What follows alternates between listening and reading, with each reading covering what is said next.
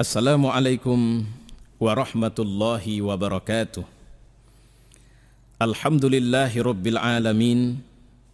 Wassalatu wassalamu ala nabiyyina wa habibina wa qudwatina Muhammad wa ala alihi wa sahbihi ajma'in. Faqala Allah fil Qur'an, A'udzu billahi as-sami'il 'alim minasy syaithanir rajim. Bismillahirrahmanirrahim. Ulaika alladhina lahum su'ul 'adzab wa hum fil akhirati humul akhsarun. Shadaqallah wa sadaqa rasuluh wa ba'du. Jamaah kaum muslimin yang mulia, saya kira pembahasan kita sudah semakin mengasyikkan. Pada Du'ful Iman ini kita sudah membutuhkan sedikit-dikitnya 2 sesi untuk melakukan pembahasan yang menyoroti secara lebih terperinci di seputar kelemahan dakwah.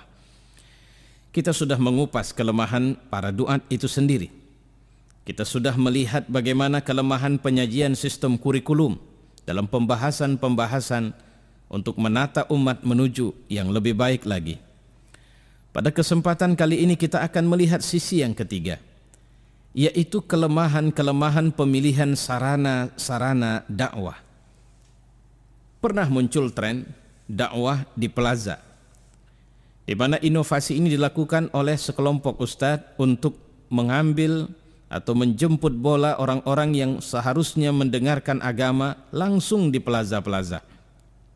Mereka berharap dengan pola pendekatan yang atraktif ini, orang-orang yang semula tidak punya tujuan mendengarkan ceramah, akhirnya mendengarkan.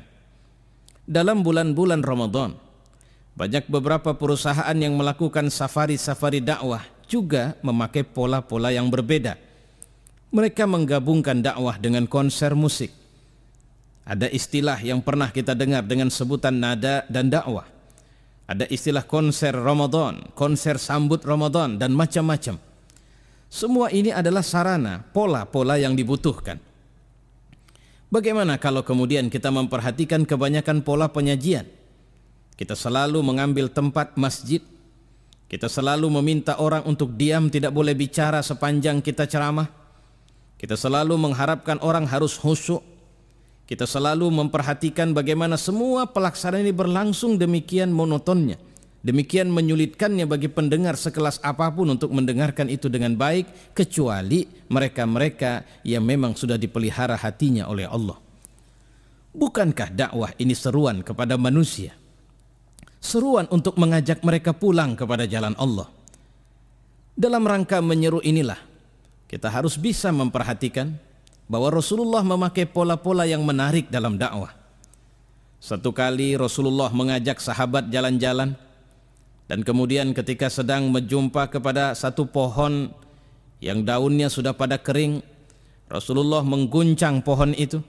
Ini sambil sedang jalan-jalan. Yang saya maksud dengan jalan-jalan, piknik, rihlah, tamasya. Ketika mengguncang pohon itu, lantas kemudian berguguranlah daunnya. Nabi nanyak sama sahabat, kalian kenapa enggak nanyak, ini apa yang aku buat? Lantas sahabat tanya, ya Rasul, kenapa kau guncang pohon itu?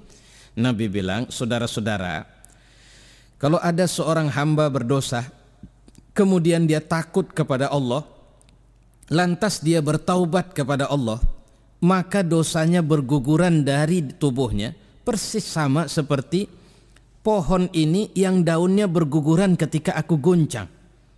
Sahabat ngerti. Cuma satu pelajaran ini dalam satu perjalanan wisata. Satu kali juga pernah perjalanan wisata, para sahabat mau bakar kambing. Ada yang bawa garam, ada yang bawa kambing, ada yang bawa air. Nabi bilang, loh tugas saya apa? Ya Rasul, Anda duduk saja. Oh tidak, walau saya pemimpin, walau saya nabi, walau saya orang yang kalian segeni, saya juga harus ikut serta dalam kerjasama ini. Ya udah, saya ikut cari kayu bakar.